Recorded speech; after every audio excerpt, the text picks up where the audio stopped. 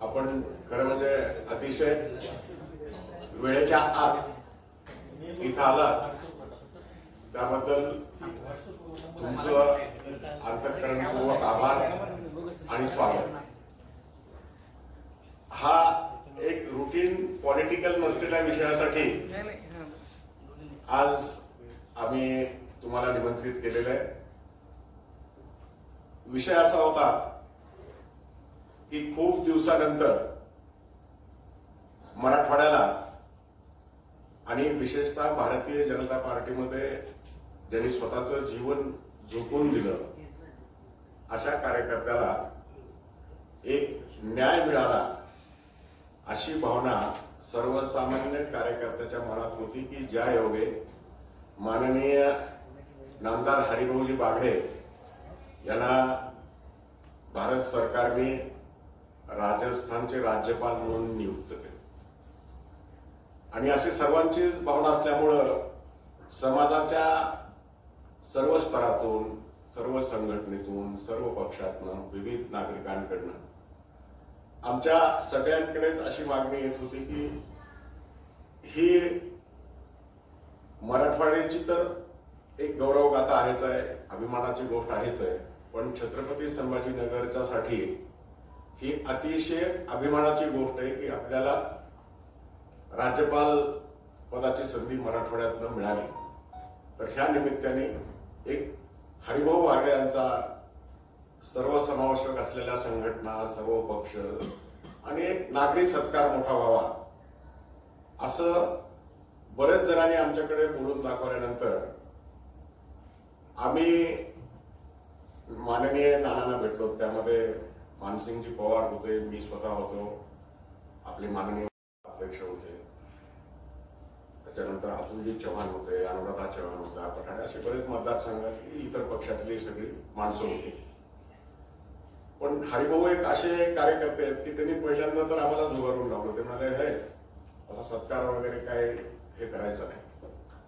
पण आमचं दैव चांगलं की गडकरी साहेबांनी त्यांना भोजनासाठी निमंत्रण केलं होतं राज्यपाल म्हणून आणि त्यावेळेस आम्ही सगळे तिथे गेल्यानंतर ह्या सर्व मंडळींनी, श्रीजी होते, गडकरी साहेबांकडे ही भावना व्यक्त केली की आमच्या सगळ्यांची, शहरवासियांची, सर्व पक्षांची अशी इच्छा आहे की हरिभाऊंचा एक सत्कार झाला पाहिजे, पण हरिभाऊ त्यांना काही हो म्हणत नाही सत्कार।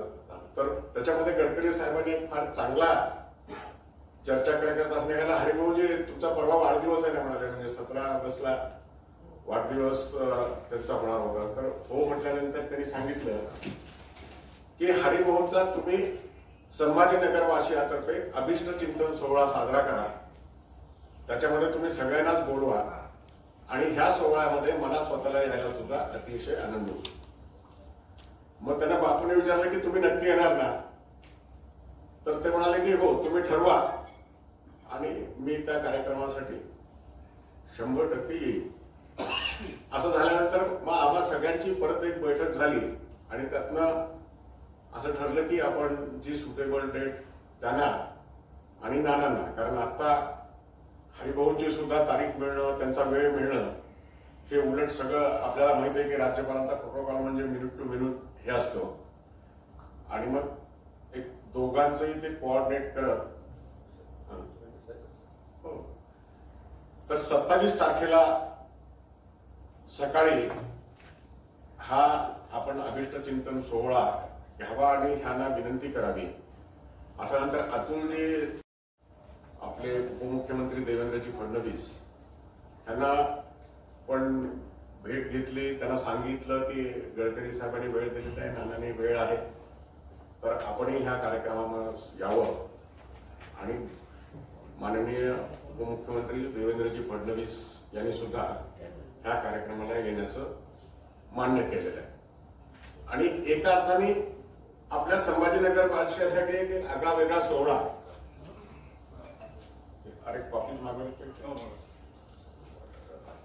मी प्रत्येकाला हे कॉपी देणारच आहे आपल्याला, म्हणजे प्रेस नोट म्हणून। आणि मग असं झाल्यानंतर एक व्यवस्थात्मक बैठक घ्यावी असा आम्ही विचार करून काही जणांना निरोप टाकले आणि काल एक आम्ही CMIच्या हॉलमध्ये ह्या सर्वांची व्यवस्थात्मक बैठक घेतली. त्याला सगळीच ही मंडळी हजर होती आणि मला तुम्हाला सांगायला अतिशय आनंद वाटतो की एक साध्या फोनवर, एक साध्या निमंत्रणावर जवळजवळ विविध पक्षाचे, विविध संघटनांचे, विविध संस्थांचे, समाजाच्या तळागाळातले असे वेगवेगळे 100 लोक त्याला उपस्थित होते आणि त्यांनी सांगितलं की हा एक अतिशय चांगला कार्यक्रम आहे, ह्याच्यामध्ये आम्हाला सामील व्हायला अतिशय आनंद वाटेल. आणि खरं म्हणजे त्यांनी सांगितलं की अशीच भावना सगळ्यांची आहे. आता ह्याचे प्रमुख आले होते आणि त्यांनी सर्वांनी आम्हाला सांगितलं की बाबा हे पत्रकाराच्या निमित्ताने हे शेवटच्या माणसापर्यंत हा निरोप, ही विनंती, ह्या कार्यक्रमाचं स्वरूप पोहोचलं पाहिजे. आणि मग असं म्हटल्यानंतर माननीय अतुलजी सावे आणि डॉक्टर साहेबांनी सांगितलं की आज आपण प्रेस घेऊ.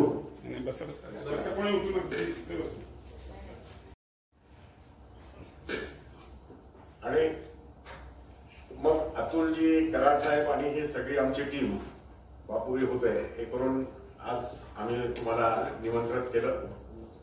तर मला तुम्हाला सर्वांना विनंती आहे की हे आम्ही प्रेस नोट आम्ही तुम्हाला देऊच.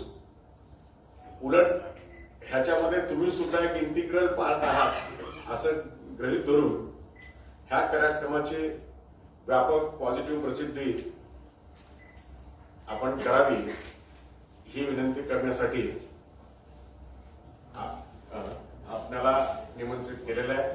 एक प्रत्येकाला एक प्रेस नोटची कॉपी देतोय. ह्या सगळ्या ह्याच्यामध्ये असं आहे की अतिशय चांगली गोष्ट अशी आहे की प्रत्येक जण एक स्वतःची पोझिशन विसरून ह्याच्यामध्ये कामाला लागलेलं आहे. म्हणजे जसं आता अतुलजीने सांगितलं की तुम्ही सुरू करा किंवा कराड साहेब म्हटलं की प्रेस तुम्ही सरळ सुरू करा. तर अशा पद्धतीने हा एक आगळा वेगळा सोहळा होण्यासाठी आपली ह्याच्यामध्ये इन्व्हॉल्वमेंट, आपला ह्याच्यामधला पॉझिटिव्ह सहभाग अतिशय आवश्यक आहे. तर आपण तो सहभाग नोंदवावा.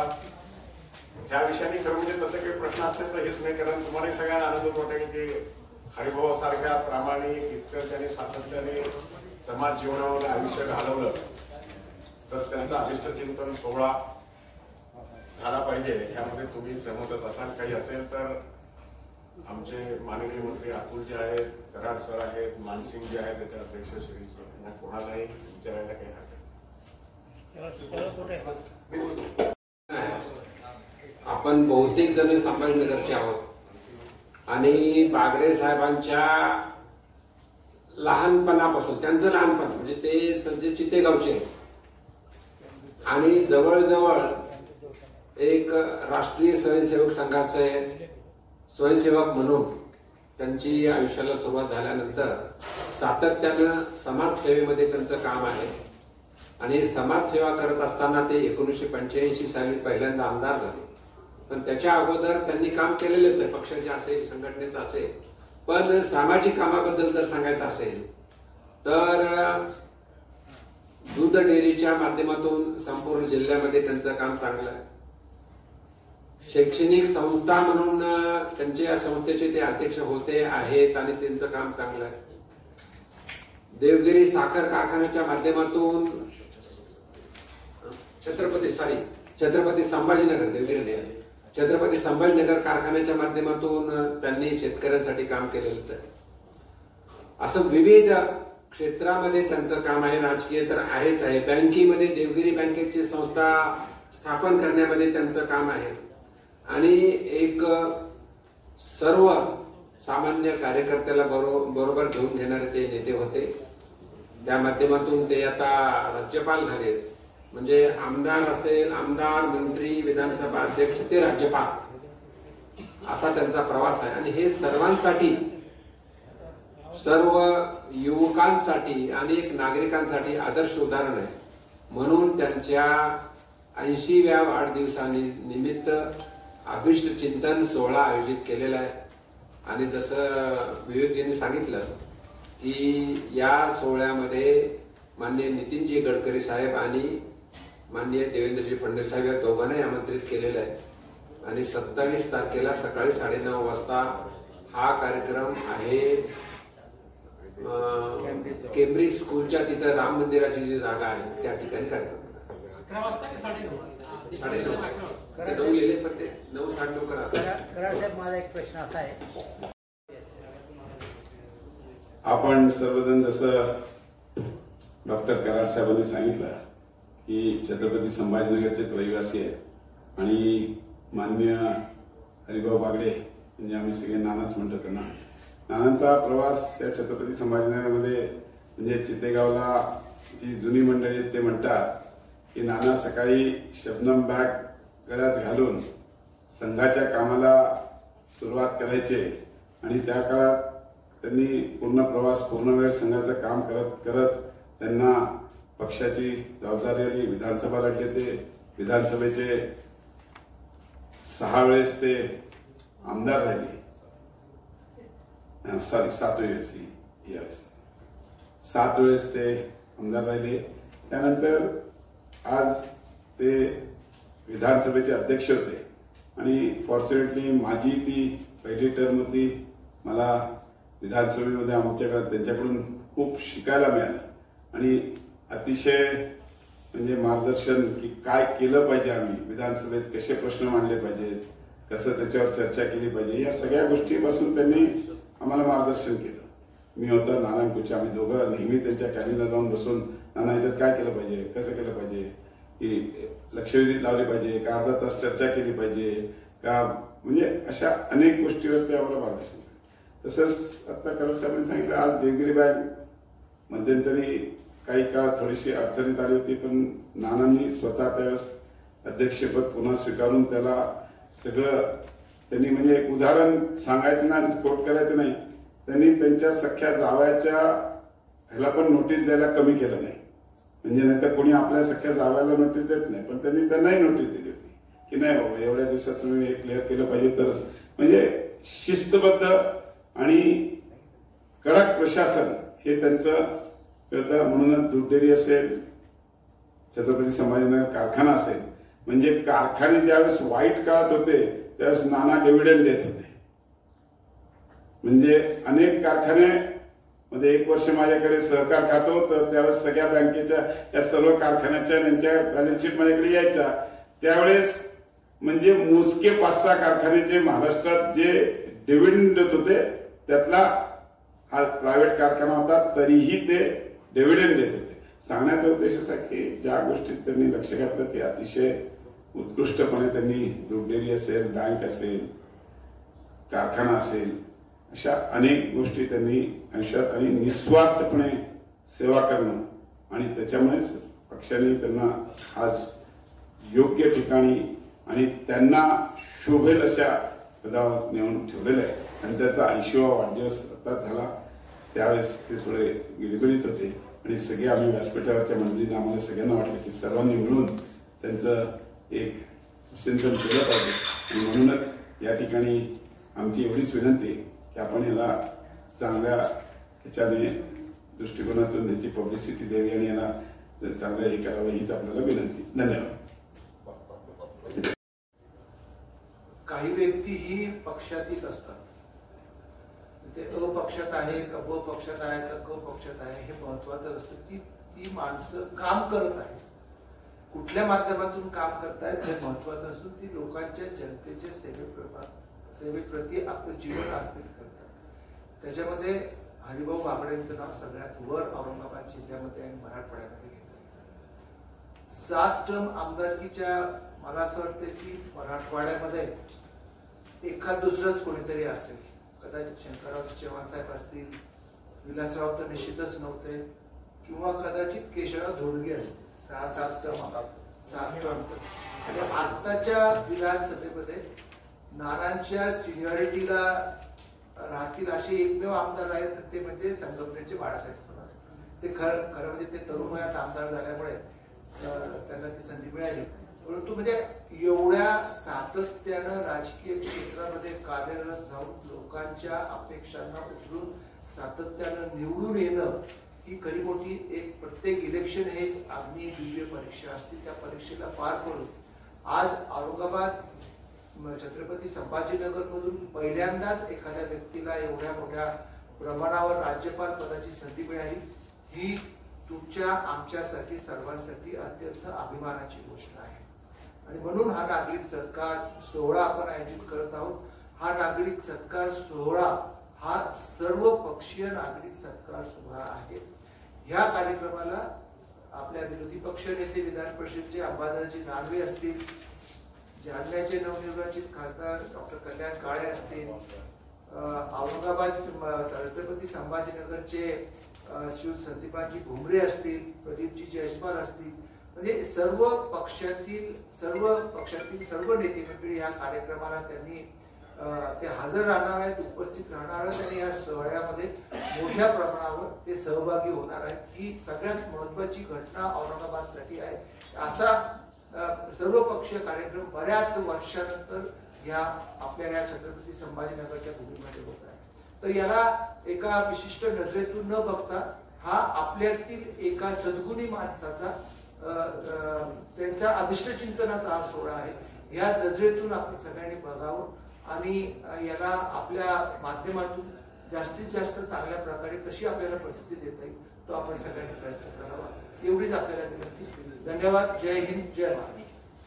पत्र देणार आहे, मानपत्र तयार सुद्धा केलेलं आहे आणि बाकी काय आता सरकारमध्ये तुम्हाला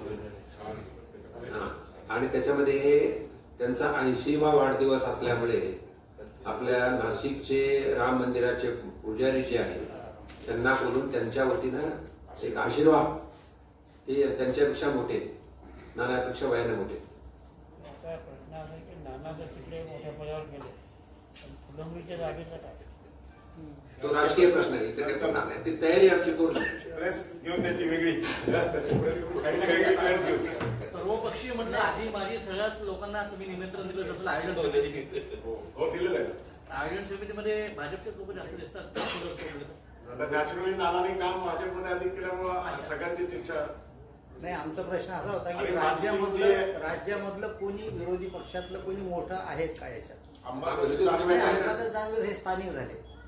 स्थानिक विरोधी नेते, पक्षात विरोधी आहे. पक्षनेते विधान परिषदेचे, महाराष्ट्राचे नेते. आजी माझी खासदार इथले सर्व असतील का असं हो आहेत त्यांनी सगळ्यांना बोलवून केलेलं आहे. सगळ्यांना आमंत्रण दिलेलं आहे. आणि खैरे असणार आहेत. खैरे आणि नाना बरोबर मंत्री होते. नाही, त्यांच्या काळामध्ये असणारच आहे.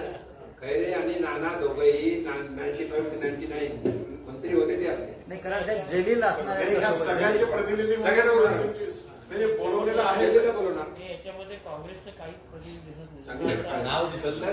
नाव देतात, बाळासाहेबांचं नाव दिसतं. त्यांना बोलवायला काय हरकत बाळासाहेब थोरात 7 टर्म ते पण आता आमदार आहे. करू आमंत्रण देऊ सर. बिलकुल बरोबर. चांगली सूचना आहे.